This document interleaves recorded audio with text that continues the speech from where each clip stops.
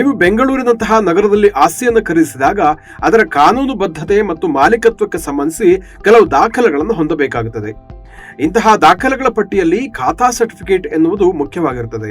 ಅದರಲ್ಲೂ ಎ ಖಾತಾ ಮತ್ತು ಬಿ ಖಾತಾ ಎಂಬುದನ್ನ ನೀವು ಕೇಳಿರಬಹುದು. ಹಾಗಾದ್ರೆ ಏನಿದು ಎ ಖಾತಾ ಸರ್ಟಿಫಿಕೇಟ್, ಬಿ ಖಾತಾ ಅಂದ್ರೆ ಯಾವುದು, ಇವೆರಡಕ್ಕೂ ಏನು ವ್ಯತ್ಯಾಸ, ಈ ಎಲ್ಲ ವಿವರಗಳನ್ನು ತಿಳಿಯೋಣ.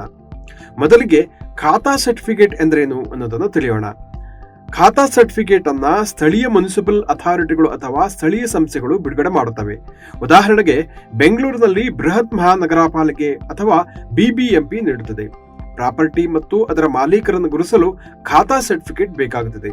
ಪ್ರಾಪರ್ಟಿಯ ಮಾಲೀಕರು ಯಾರು ಎಂಬುದನ್ನು ಪತ್ತೆ ಹಚ್ಚಲು ಖಾತಾ ಸರ್ಟಿಫಿಕೇಟ್ ಅತ್ಯಂತ ಮುಖ್ಯವಾದ ದಾಖಲೆ.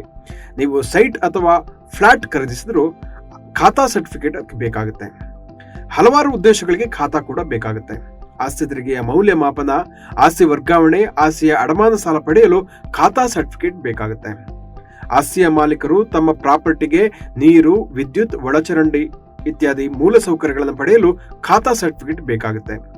ಬಿಲ್ಡಿಂಗ್ ಪ್ಲಾನ್ಗೆ ಅನುಮೋದನೆ ಪಡೆಯಲಿಕ್ಕೆ, ಕಟ್ಟಡ ನಿರ್ಮಾಣ ಅಥವಾ ನವೀಕರಣ ಯೋಜನೆಗಳಿಗೆ ಖಾತಾ ಸರ್ಟಿಫಿಕೇಟ್ ಬೇಕಾಗುತ್ತೆ. ಹೋಮ್ ಲೋನ್ ಪಡೆಯುವಾಗ ಕೂಡ ಖಾತಾವನ್ನ ಕೇಳ್ತಾರೆ. ಹಾಗಾದ್ರೆ ಎ ಖಾತಾ ಸರ್ಟಿಫಿಕೇಟ್ ಎಂದ್ರೇನು, ಇದರಲ್ಲಿ ಏನೆಲ್ಲ ಇರುತ್ತೆ ಅಂತ ನೋಡೋಣ.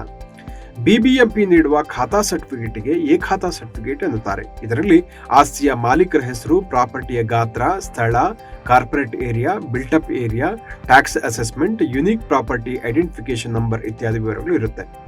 ಹಾಗಾದ್ರೆ ಖಾತಾ ಸರ್ಟಿಫಿಕೇಟ್ಗೆ ಅರ್ಜಿ ಸಲ್ಲಿಸುವುದು ಹೇಗೆ ಅಂತ ನೀವು ಕೇಳಬಹುದು. ಖಾತಾ ಸರ್ಟಿಫಿಕೇಟ್ ಪಡೆಯಲು ನೀವು ಕೆಲವು ದಾಖಲೆಗಳನ್ನ ಕಂದಾಯ ಅಧಿಕಾರಿ ಅಥವಾ ಸಹಾಯಕ ಕಂದಾಯ ಅಧಿಕಾರಿಗೆ ಸಲ್ಲಿಸಬೇಕಾಗುತ್ತೆ. ಸಕಾಲ ವೆಬ್ಸೈಟ್ ನಲ್ಲಿ ಆನ್ಲೈನ್ ಮೂಲಕವೂ ಅರ್ಜಿ ಸಲ್ಲಿಸಬಹುದು. ಇದಕ್ಕೆ ಬೇಕಾದ ದಾಖಲೆಗಳು ಇಂತಿವೆ: ಅಟೆಸ್ಟೆಡ್ ಟೈಟಲ್ ಡೀಡ್, ರಾಜ್ಯ ವಸತಿ ಮಂಡಳಿಯಿಂದ ಮಂಜೂರಾಗಿರುವ ಮಂಜೂರಾತಿ ಪತ್ರ, ಹಳೆಯ ತೆರಿಗೆ ಪಾವತಿ ರಸೀದಿ, ಬಿಲ್ಡಿಂಗ್ ಲೇಔಟ್ ಪ್ಲಾನ್, ಖಾಲಿ ಸೈಟ್ ಆಗಿದ್ದರೆ ಎನ್ಕಂಬರೆನ್ಸ್ ಸರ್ಟಿಫಿಕೇಟ್ ಬೇಕಾಗುತ್ತೆ. ಹಾಗಾದ್ರೆ ಖಾತಾ ಸರ್ಟಿಫಿಕೇಟ್ ಪಡೆಯಲು ಎಷ್ಟು ವಾರಗಳ ಒಂದು ಕಾಲಾವಕಾಶ ಬೇಕಾಗುತ್ತೆ ಅಂತ ನೀವು ಕೇಳಬಹುದು. ಇದಕ್ಕೆ ಸಾಮಾನ್ಯವಾಗಿ 5 ವಾರಗಳ ಕಾಲಾವಕಾಶ ಬೇಕಾಗುತ್ತದೆ. ಹಾಗಾದ್ರೆ ಬಿ ಖಾತಾ ಎಂದ್ರೇನು, ಎ ಖಾತಾ ಮತ್ತು ಬಿ ಖಾತಾಗೆ ವ್ಯತ್ಯಾಸವೇನು ಅಂತ ನೋಡೋಣ.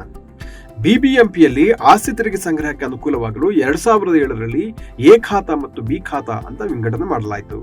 ಎ ಖಾತಾ ಅಡಿಯಲ್ಲಿ ಬರುವ ಆಸ್ತಿಗಳು ಸಂಪೂರ್ಣ ಕಾನೂನುಬದ್ಧವಾಗಿರುತ್ತದೆ. ಬಿ ಖಾತಾ ಎಂಬುದು ಸಂಪೂರ್ಣ ಕಾನೂನುಬದ್ಧ ಆಗಿರುವುದಿಲ್ಲ. ಅದರಿಂದ ಎ ಖಾತಾಗೆ ಯಾವಾಗಲೂ ಬೇಡಿಕೆ ಹೆಚ್ಚಿರುತ್ತದೆ, ಕಾನೂನು ಮಾನ್ಯತೆಯು ಅದಕ್ಕೆ ಜಾಸ್ತಿ ಇರುತ್ತೆ. ಬಿ ಖಾತಾ ಅಂದ್ರೆ ಸರ್ಕಾರಿ ಕಾನೂನುಗಳ ಪ್ರಕಾರ ನಿಯಮ ಉಲ್ಲಂಘನೆ ಆಗಿರುತ್ತದೆ. ಹಾಗಂತ ಬಿ ಖಾತಾ ಹೊಂದಿರುವವರು ತೀರಾ ಆತಂಕ ಪಡಬೇಕಾಗಿಲ್ಲ. ಅದನ್ನ ಎ ಖಾತಾಗೆ ಪರಿವರ್ತಿಸಲು ಅರ್ಜಿಯನ್ನು ಸಲ್ಲಿಸಬಹುದು.